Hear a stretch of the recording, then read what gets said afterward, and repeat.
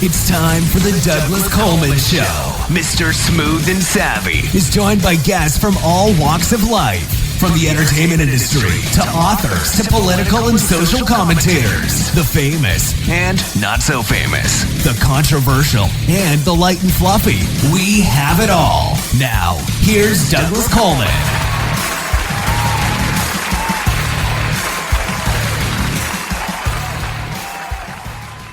Okay, please welcome back to the Douglas Coleman Show for her fourth appearance, although we're going to call it Ann Charles 3, Douglas Coleman Show regular.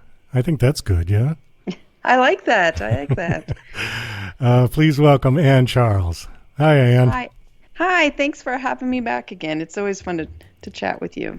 Always a pleasure to have you on as well. And we're going to be talking about your new book in your series, Jackrabbit Junction Mysteries. I think we talked about that one the last time. Wasn't it Jingle Balls or something like that? Yeah, it was Jackrabbit Jingle Balls back at Christmas. Right. Okay, I remember that. And was it you that we got into the conversation about death? I think so. We got into a real morbid conversation. And was it your grandfather that you referenced about getting up out of the chair and sat back down and he died?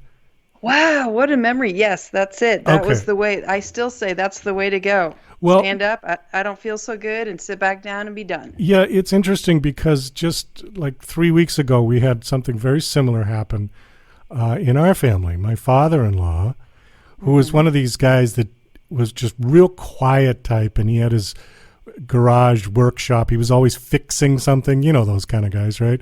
Mm-hmm. Always fixing something. He went out to the garage to do what he normally does. He came back in about 10 minutes later, told my mother-in-law, he says, geez, I don't feel very good. I'm going to lie down on the couch. And he lay down. It was really a hot day. And she went off to do whatever she was doing, cooking or whatever. She came back an hour and a half later. He was dead, just like that. Oh, yeah. I'm sorry to hear that. That's, I was talking with someone about losing people you love and the back and forth of discussion, and maybe we talked about this too. Is it better to go quickly or to know and go through months of, if you have cancer or something for the family, which is better, which is, not that either way is better, but you know what I'm saying? Well, the sort of long drawn out death, that's no good. I went through that with my father, and even because he was young, he was only 50 when he died.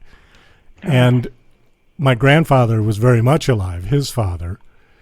And having a private conversation with my grandfather, even he said, I hope this doesn't go on too long. So to say something like that for your own son, right? Really, but he's right, because there's nothing they could do, and it's better just to get it over with. On the other hand, if somebody just dies suddenly, that's a huge shock. What would be nice would be to have an appointment with death. Right. Like that on that Thursday your time's up.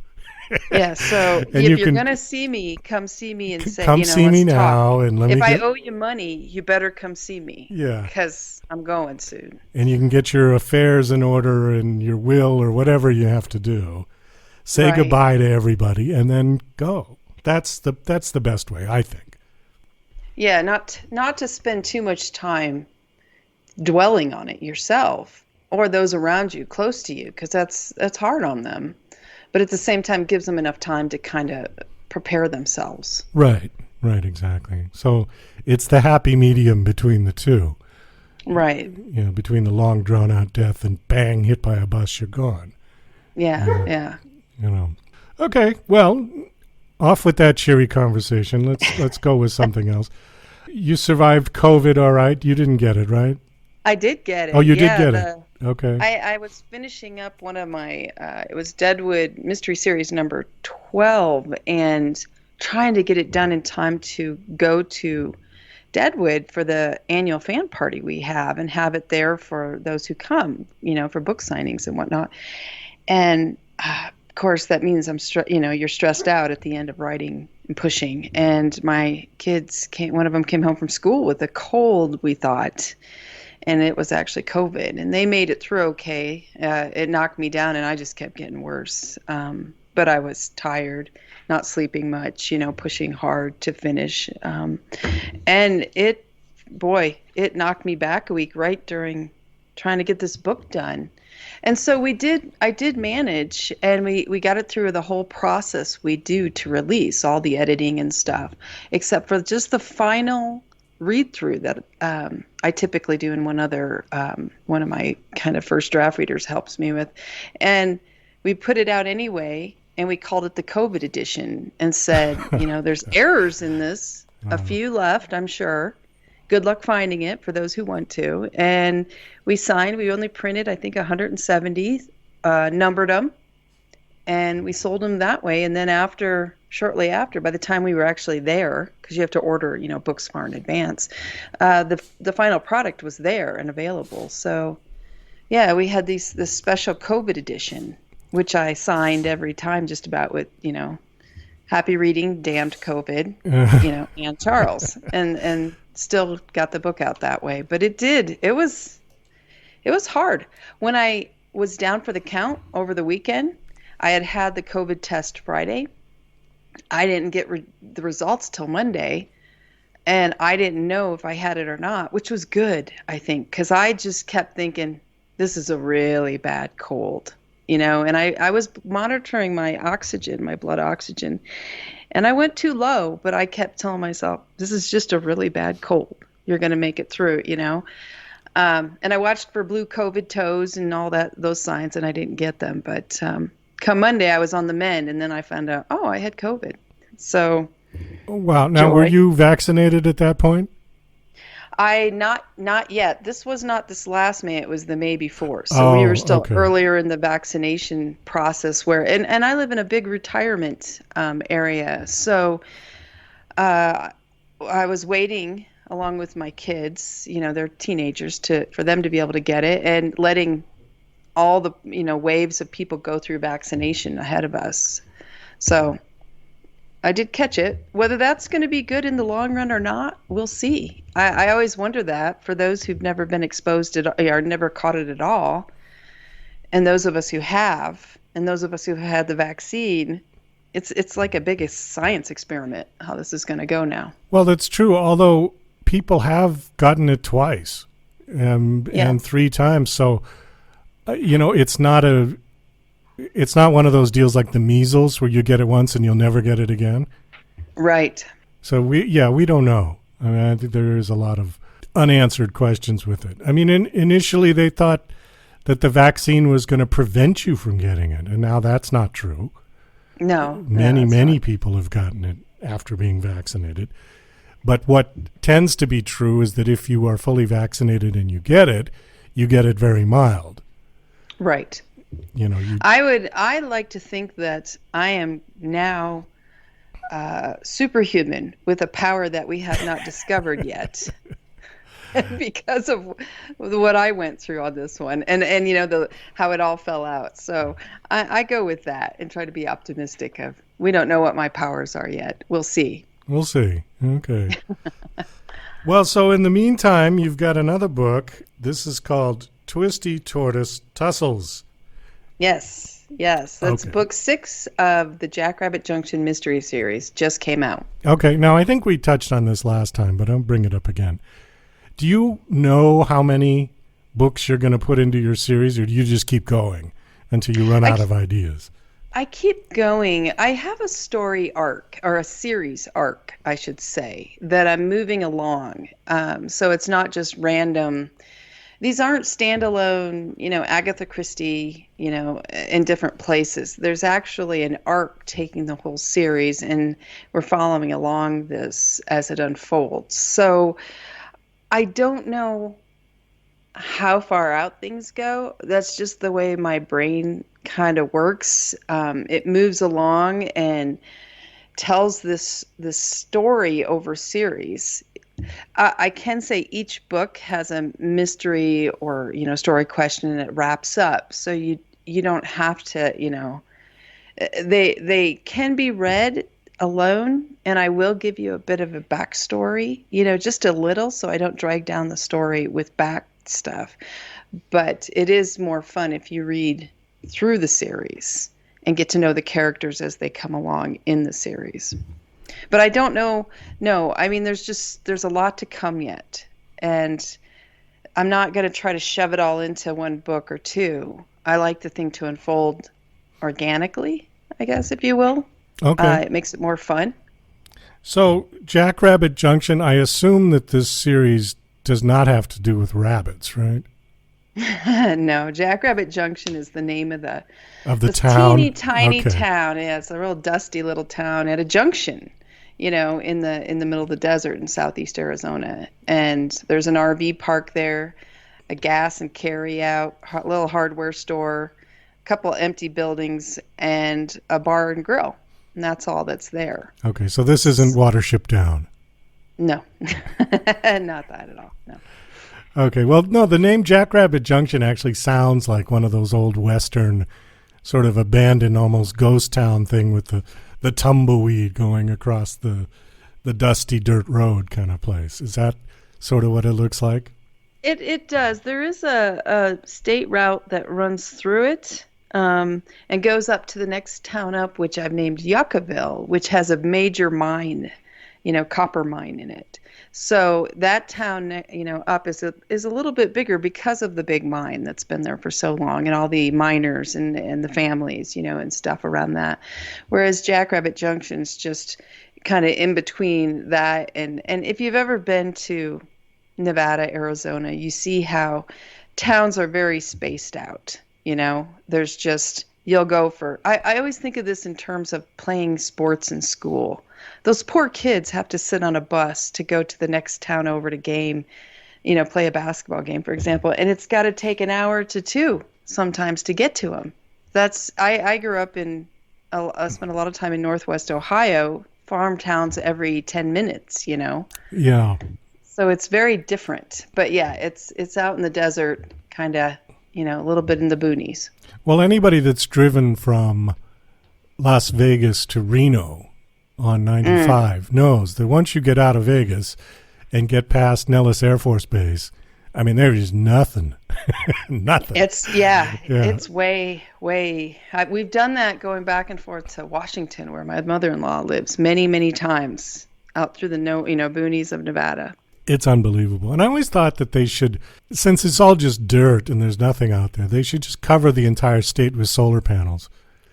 Well, they're working on it. Man, when I go to Vegas now from here in Arizona and then head out, a lot of times we'll go up towards, what's the road? Oh, gosh, you said 95. It goes up through Ely, Nevada. So we cut over that way. Oh, and there's a lot of solar panels that way, too. Yeah. They are starting. I mean, I see some popping up here and there, but it's too bad they couldn't just have like one giant one that would cover the whole state. Exactly. And then the sun would hit it just right and zap the space station if it goes overhead and ricochets off. Zzz. Oh, we lost the space station again. That could be a big disaster, or it's so bright that it reflects and like blows up the moon or something like that. Right. It's our defense system against aliens, right? Well, there you go. Just aim the solar panels just right and blow up their spaceship. Well, wasn't that the joke that the kids used to do at stadiums where they take a little pocket mirror and they would try to get it at the sun just right so they would reflect it into the eyes of the batter at a baseball game? Yeah, exactly. Yeah. Try to mess him up. So he couldn't see. Okay, so the latest book, you want to give us a little hint at what's new? Sure. Well, the Jackrabbit series stars the Morgan sisters. They're three women in their mid-30s-ish, sisters, who have moved to the desert down there from western South Dakota. Their grandfather went first, just to kind of backtrack. Him and Claire, the middle sister, went down in the first book, Dance of the Winnebagos, because the grandfather and his army vet buddies were meeting at an RV park to try to find women. They wanted new wives. They were getting older. they decided they'd had enough. Some of them divorced, other had, lost their wives, and so they were going to find some new. Well, wait a minute. Let me interrupt you here. They went to an RV park to look for women. They hooked up, they lined up a bunch of women via chat rooms to come down there. And so it was like it's the dating game kind of a thing. Wow. We're going to find some women. So, yeah, and that's in book one, part of the, why Claire is down there. She went with her grandfather because her mother said he doesn't need to find a gold digger. You go down and make sure he comes back alone. So that's kind of the start of the whole series. And then in the book two, the second sister, the youngest one, comes down. She's in her early 30s. And then in the third book, the older sister comes down.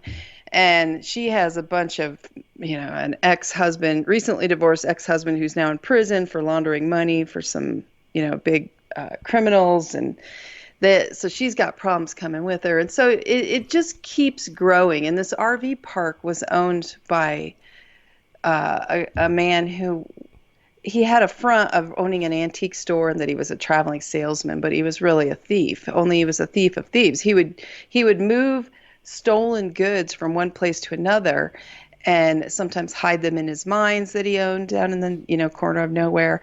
Only he would often steal a little bit off the whatever he was moving and keep it and bury it and hide it different places around the RV park and the desert. And so he died about a year before the story starts, and nobody really knew about all this. And so what the Morgan sisters have found out is, and they keep stumbling on treasures. So kind of like Treasure Island, where you're finding these treasures, and where did these come from? Oh my gosh.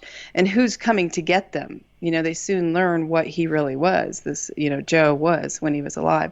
And so there's a lot of the tension, suspense comes from who's coming for this, here's these gold bars or there's, I have different things. I don't want to ruin it in each book, but who's going to come for this treasure, and if we turn this in, could this cause a problem with the RV park's future? Could it be shut down by the feds? Who knows?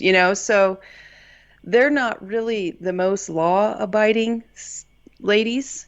They're not criminals, but they tend to kind of, hide from the law when they can to keep things, going. And so that's kind of the fun of it. It's a lot of laughs, a lot of, fun on the page.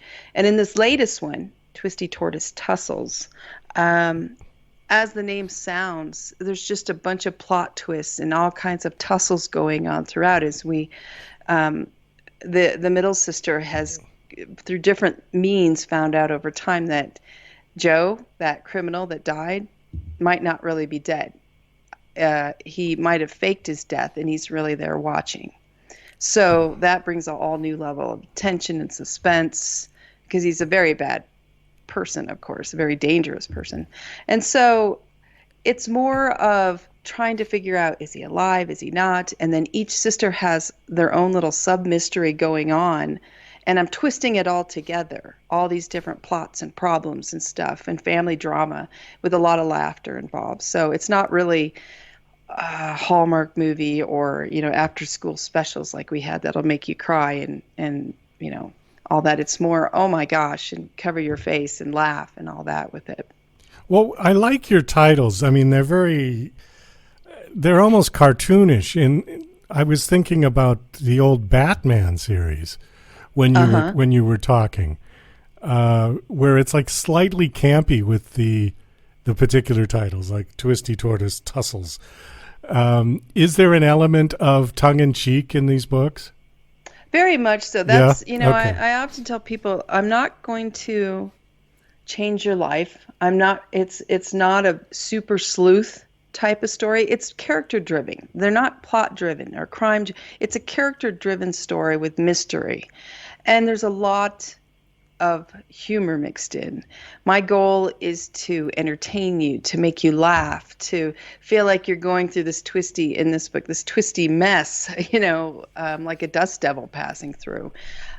So when I come up with these titles, I don't make the serious, dark titles, because I want to show people right out of the gate, this is has humor. This is a fun story. You're going to laugh through part of this if you share a sense of humor with me. So that's why, In Cahoots with the Prickly Pear Posse, That's the other the one, Great yeah. Jackalope Stampede, the Rowdy Coyote Rumble, and what's number 2? Jackrabbit Junction Jitters. And then the first was Dance of the Winnebagos. So you can see that, and then what was Christmas? Jackrabbit Jingle Balls. Jingle Balls, yeah.